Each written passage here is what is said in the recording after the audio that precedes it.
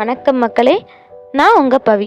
நீங்கள் கேட்டுக்கொண்டிருப்பது எழுத்தாளர் சு. வெங்கடேசன் அவர்கள் எழுதிய வீரயுக நாயகன் வேள்பாரி. அத்தியாயம் 20. அது ஆதி பழங்காலம். எந்த ஆண்டிலும் இல்லாதவாறு கோடை வெயில் கொளுத்தி கொண்டிருந்தது. எங்கும் இலைத்தலைகள் காய்ந்து சருகாக கிடந்தன. நிலத்தின் வெக்கை எலிவளைக்குள் கூட நாகங்களை இருக்க விடவில்லை. மனிதர்களின் பாடு அதனினும் மோசமாக இருந்தது. ஒரு கொடும்பகலில் எருக்குமலையின் தென்திசையில் காட்டுத்தீ பற்றியது. பற்றிய வேகத்தில் மலையின் அடிவாரம் முழுவதும் நெருப்பு பரவியது. மலையின் மேற்புறத்தில் குடியிருக்கும் நாகர்கள் பரவி வரும் நெருப்பை பகல் முழுவதும் அறியவில்லை. சூரிய வெப்பம் தாங்க முடியாத அளவுக்கு இருந்ததால் அவர்கள் பகலில் குடிலை விட்டு வெளியே வராமல் இருந்துள்ளனர். அனல் அலை அலையாக மேலேறி வர அது வழக்கமான ஒன்றுதான் என்று நினைத்தனர். சூரியன் இறங்கிய பிறகே அவர்கள் வெளியேறி வந்தனர்.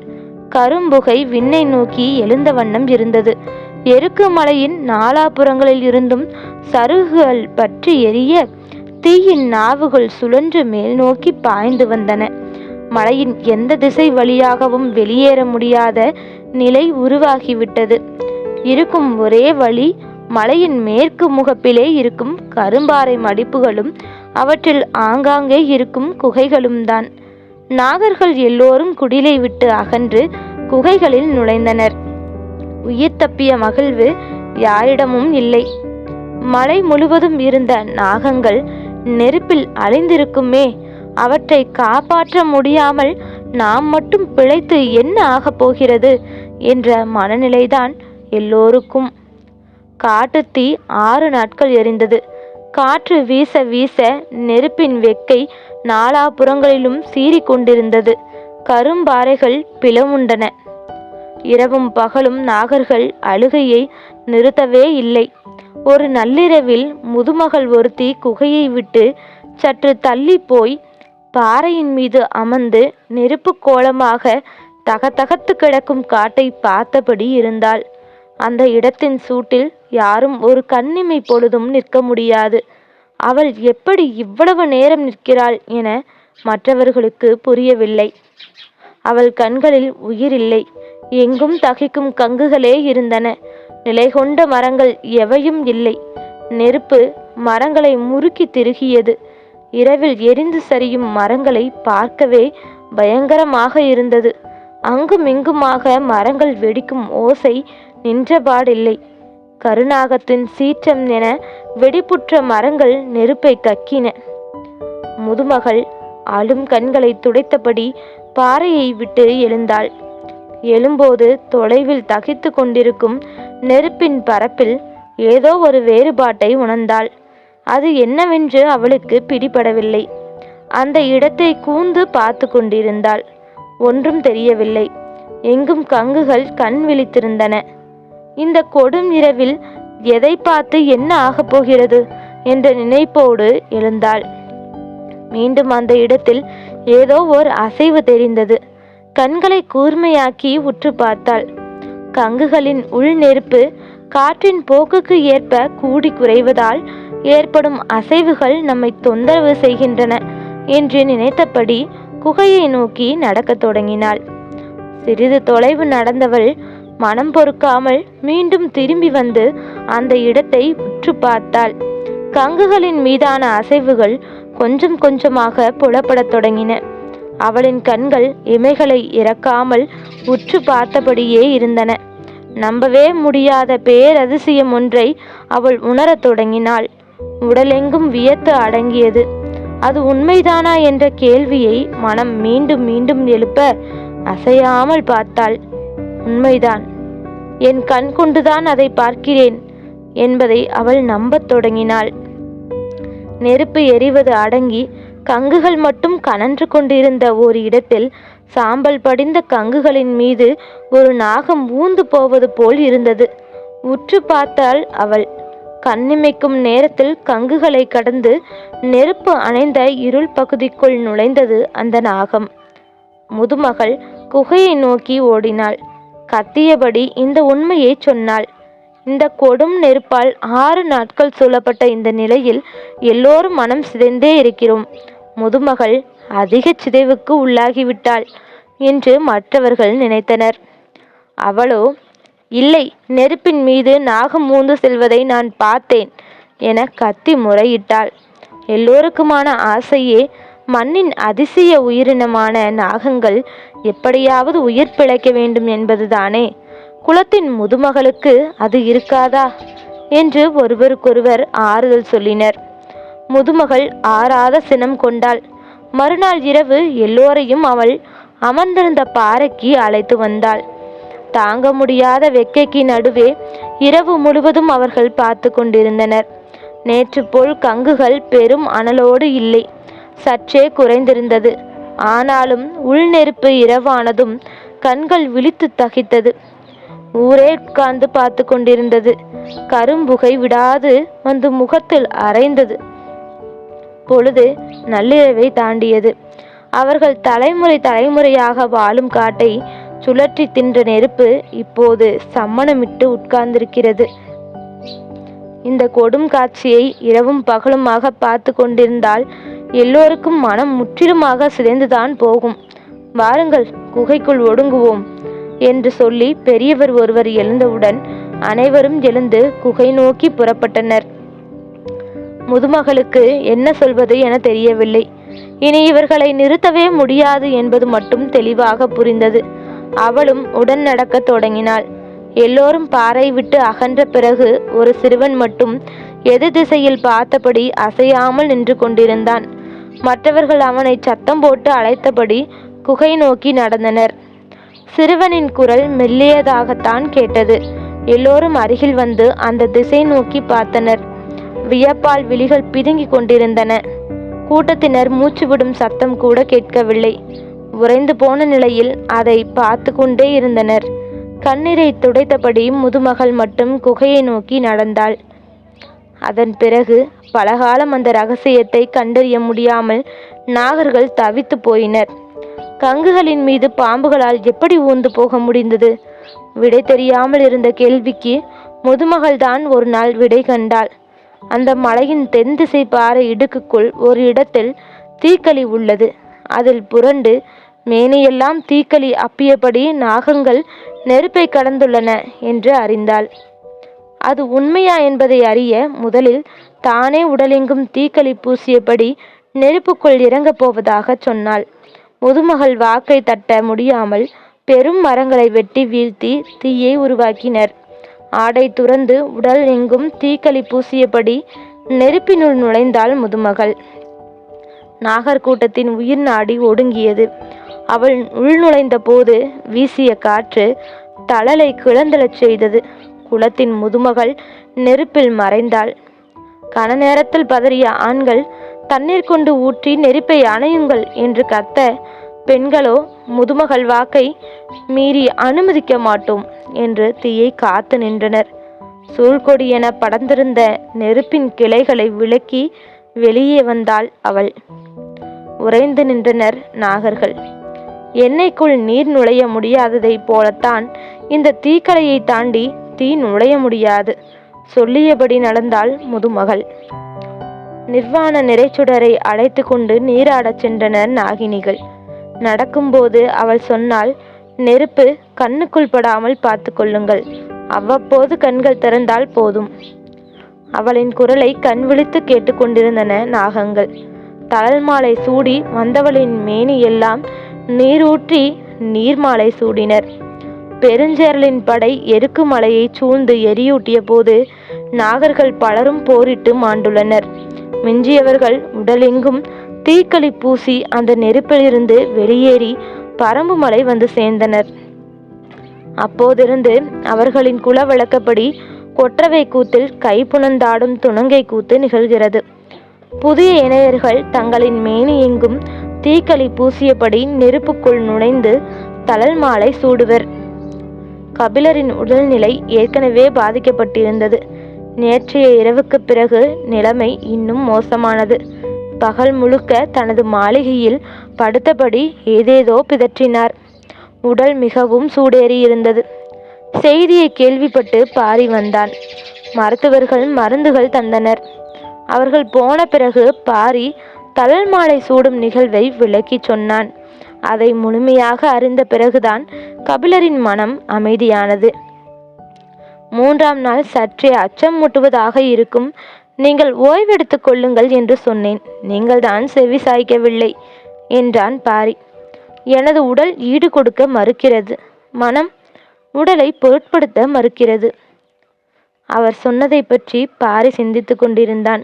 கபிலர் தொடர்ந்தார். எத்தனையோ தலைமுறைக்கு முன்னால் அழிந்த குளங்கள் பற்றி நான் கேள்விப்பட்ட கதைகள் இங்கு உயிர் கொள்கின்றன. மனிதர்கள் வரலாற்றுக்குள்ளிருந்து இறங்கி வருகிறார்கள்.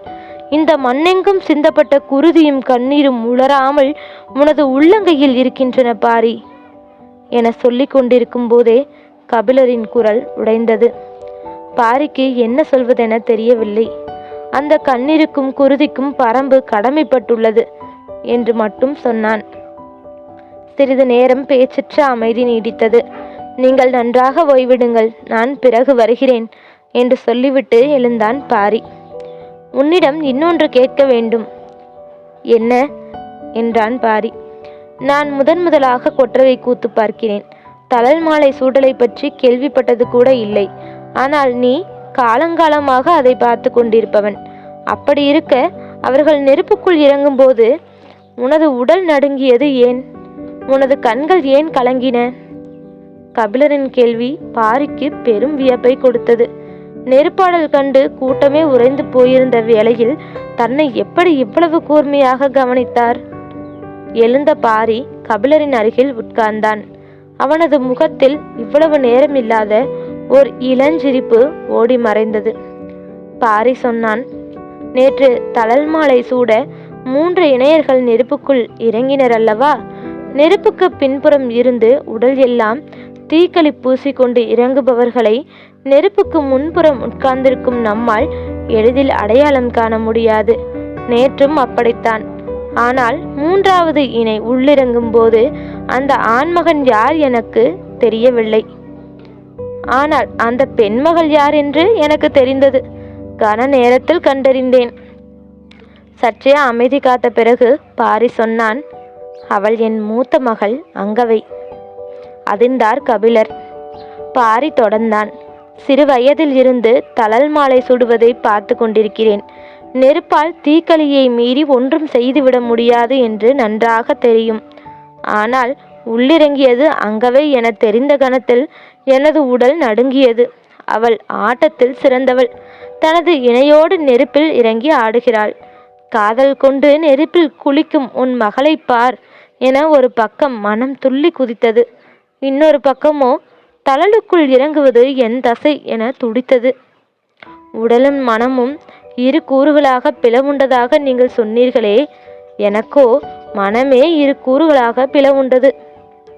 கலங்குவதிலும் கலங்கி மீள்வதிலும் பாரியே சான்றாக இருக்கிறான் என கபிலருக்கு தோன்றியது.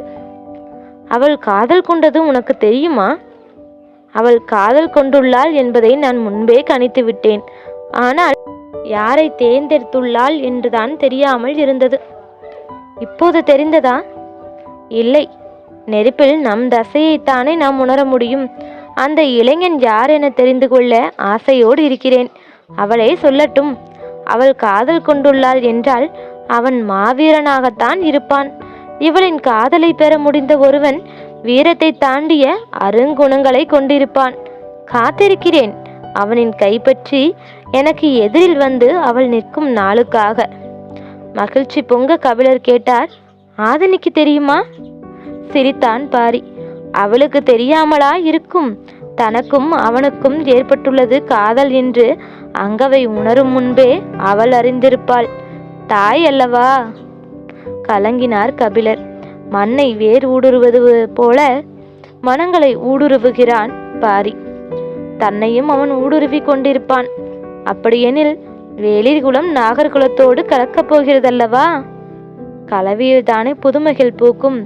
வேடர் குலமும் கொடிக்குளமும் இணைந்ததில்தானே வேளிர் குலம் பிறந்தது. வேளிர் குலத்தில் கலந்துள்ள கலவைகள் எத்தனை எத்தனை என் தாய் சொல்வாள். உன் பாட்டன் திரையர் பெண்ணை மணந்தான் என்று. காட்டெருமையை அடக்கும் வலு எனது தோள்களுக்கு வாய்த்தது அதனால்தான் என பல முறை நினைத்திருக்கிறேன். திரையர் போல் திடம் கொண்ட ஒரு குலம் இந்த மண்ணில் வேறேது? நாளை என் பேர குழந்தையின் கண்களில் நீல வளையம் பூத்து மறையும் அழகை பார்க்க இப்போதே தயாராகி விட்டேன். சொல்லும்போதே பாரியின் முகம் எல்லாம் பூத்து மலர்ந்தது. கபிலரின் உடற்சூடு குறையவில்லை. மாலை ஆனதும் அதிகமாக தொடங்கியது. நீலன் திசைக்காவல் வீரன் ஆதலால் கொற்றவை கூத்து முடிந்ததும் அவன் வேட்டுவன் பாறைக்கு சென்றாக வேண்டும். எனவே கபிலருக்கு உதவ உதிரனை அனுப்பி வைத்தான் பாரி. இளம் வீரன் உதிரன் கபிலரின் மாளிகைக்கு மாலையில் வந்து சேர்ந்தான். அந்த பெருங்கவியை விழுந்து வணங்கினான். இருக்கையில் அமர்ந்தபடி அவனுக்கு வாழ்த்து சொன்னார் கபிலர். கொண்டு வந்த பச்சிலை உருண்டைகளை அவர் கையில் கொடுத்து வாயில் போட்டுக்கொள்ள சொன்னான். எனது உடற்சூடு குறைந்துள்ளதாக உணர்கிறேன்.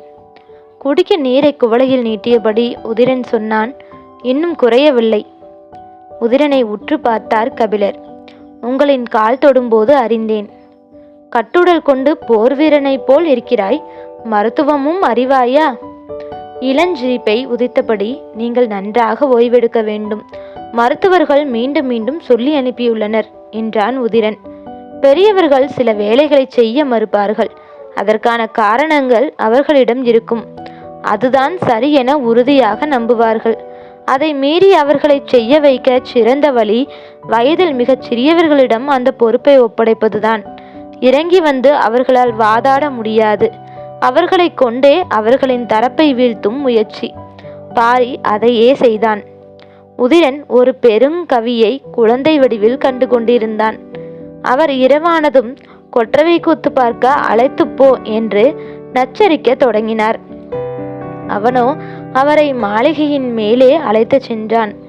காற்றில் மிதந்து வரும் இசையை வைத்தே அன்றைய கூத்து யாருடையது என்று அவருக்கு சொல்லத் தொடங்கினான்.